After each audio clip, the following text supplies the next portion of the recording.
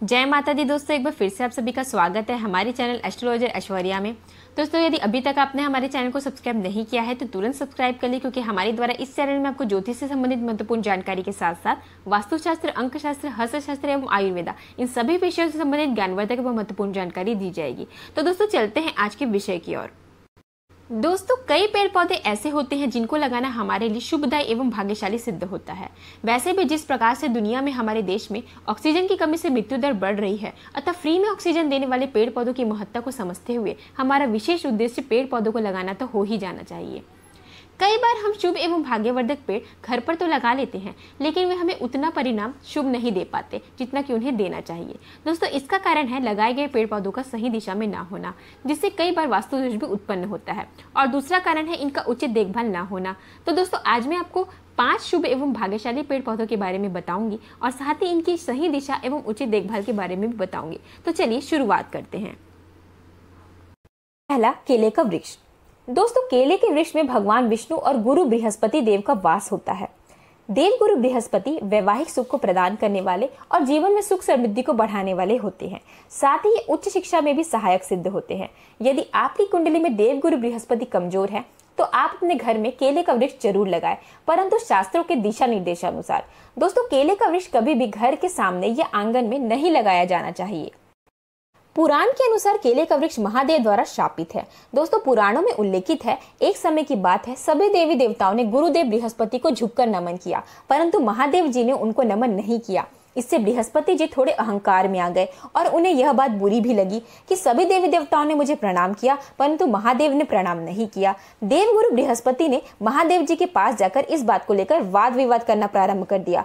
जब उन्होंने महादेव से वाद विवाद प्रारंभ कर दिया तो उनमें महादेव जी को थोड़ी अहंकार की भावना नजर आ गई और महादेव जी ने उन्हें श्राप दे दिया और कहा कि तुम हो तो बहुत बुद्धिमान, लेकिन तुम्हारी बुद्धि जड़ है, चेतना तुम्हारे अंदर नहीं है। तुम मृत्यु लोक पृथ्वी पर जाकर एक पेड़ के रूप में रहोगे, केले के वृक्ष के रूप में स्थिर और जड़ रहोगे। ऐसा सुनने के पश्चात देवगुरु बृहस्पति बहुत परेशान हो गए। वे महादेव जी से माफी मांगने लगे और क्षमा याचना करते हुए बोले कि हे महादेव, मुझे क्षमा करें, मुझसे बहुत बड़ी गलती हो गई। तो महादेव जी तो हैं ही भोले भंडारी। उन्होंने कहा, श्राप में तो मैं वापस नहीं ले सकता, लेकिन तुम सदैव पूजनीय हो, तुम सदैव वंदनीय हो। तुम पृथ्वी लोक पर रहोगे, वहां भी सदैव पूजनीय और वंदनीय ही रहोगे। तुम तमाम दुख को हरने वाले होगे। तुम पृथ्वी वासियों के कार्यों में आने वाली रुकावट को दूर करोगे। और कहा, तुम जहां रहोगे वहां ज्ञान में वृद्धि होगी।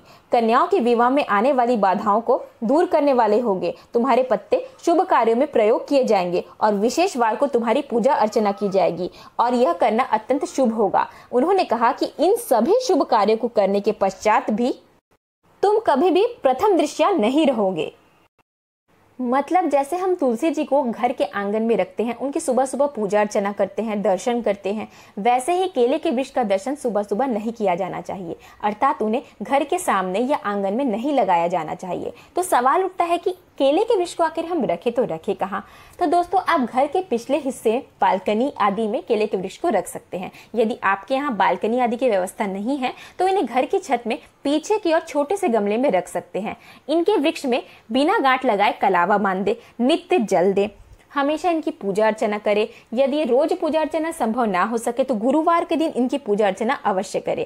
इनके आसपास किसी भी प्रकार का जूते, चप्पल या गंदगी आदि बिल्कुल भी ना रखें। साफ सफाई का विशेष ध्यान रखें।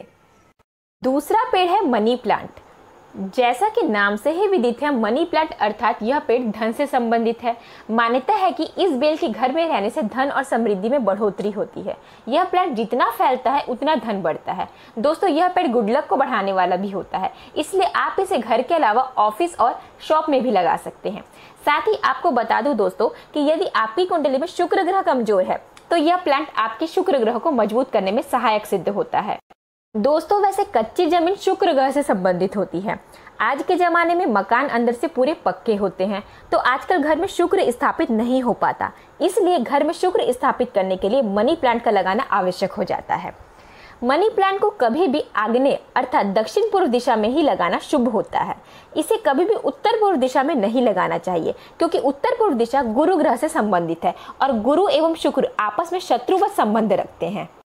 दोस्तों, यह ध्यान अवश्य रखें कि मनी प्लांट हमेशा हरा भरा रहे और इसकी बेल ऊपर की ओर बढ़े, जिससे शुभता में भी वृद्धि हो सके। तीसरा, शमी का पेड़। दोस्तों, यदि हम शमी का पेड़ घर पर लगाते हैं तो यह हमारे जीवन के संघर्ष को कम करता है। इसके नियमित पूजा से आर्थिक लाभ प्राप्त होता है। चूंकि यह पेड़ शनि ग्रह से संबंधित है, इसलिए इस पेड़ का नित्य शाम पूजा करके हम शनि ग्रह को प्रसन्न कर सकते हैं। दोस्तों, शमी का पेड़ भगवान शिव को अति प्रिय है। इसके फूल से भगवान शिव की आराधना की जाए तो वे अत्यंत प्रसन्न होते हैं। परंतु दोस्तों, चूंकि यह पेड़ शनिदेव से संबंधित है तो इसके आसपास आप सफाई का विशेष ध्यान रखें। यह भी ध्यान रखें कि इसमें प्रयोग की गई मिट्टी भी साफ सुथरी जगह से लाई गई हो। दोस्तों, शमी के पेड़ को हमेशा अपने घर के बाहर इस दिशा में लगाएं कि आप घर के बाहर जाएं तो यह पेड़ आपके दाएं हाथ की तरफ पड़े। इससे आपके जीवन का संघर्ष कम होगा। और यदि आप इसे छत पर लगाते हैं तो इसे दक्षिण दिशा में रखें, और यहाँ अगर धूप ना मिले तो इसे आप पूर्व या उत्तर दिशा में या फिर उत्तर पूर्व दिशा में भी रख सकते हैं। दोस्तों, चौथा पेड़ है अपराजिता। जैसा कि नाम से ही स्पष्ट है, अपराजिता अर्थात जिसका कभी भी पराजय ना हो। यदि इस पौधे को हम अपने घर में लगाते हैं तो यह आपको हर क्षेत्र में सफलता दिलाने में सहायता प्रदान करती है। दोस्तों, यह पेड़ आपको आर्थिक समृद्धि में बढ़ाने में सहायता प्रदान करती है। इसे आप घर के उत्तर पूर्व कोने में लगा सकते हैं। दोस्तों, इसे आप गुरुवार या शुक्रवार को कभी भी ला सकते हैं। दोस्तों, इनके फूलों को शनिदेव, लक्ष्मी नारायण और भोलेनाथ को अर्पित जरूर करें, इससे आपको लाभ होगा। दोस्तों, बता दो कि यह पेड़ 2 फूलों वाला होता है, नीले पुष्प वाला और दूसरा श्वेत पुष्प वाला। नीले पुष्प वाले पौधे को कृष्णकांता और श्वेत पुष्प वाले पौधे को विष्णुकांता कहते हैं। पारिजात। पारिजात को हर श्रृंगार भी कहते हैं। इसके फूल बहुत ही मनमोहक होते हैं और आकर्षक भी होते हैं। यह पौधा जिसके घर के आसपास होता है वह वास्तु दोष दूर हो जाता है। पारिजात के अद्भुत फूल सिर्फ रात में ही खिलते हैं और सुबह होते ही यह सब मुरझा जाते हैं। इनके फूलों की सुगंध आपके तनाव को हटाकर मानसिक शांति प्रदान करती है। इसलिए इन पौधों के आसपास आपको हमेशा टाइम बिताना चाहिए। वैसे भी पारिजात का पौधा जहाँ भी होता है वह नकारात्मक शक्तियाँ निवास नहीं करती। यही नहीं, शास्त्रों में इसे कल्प वृक्ष भी कहा जाता है। पारिजात की उत्पत्ति समुद्र मंथन से हुई थी। समुद्र मंथन में 14 रत्नों की उत्पत्ति हुई थी।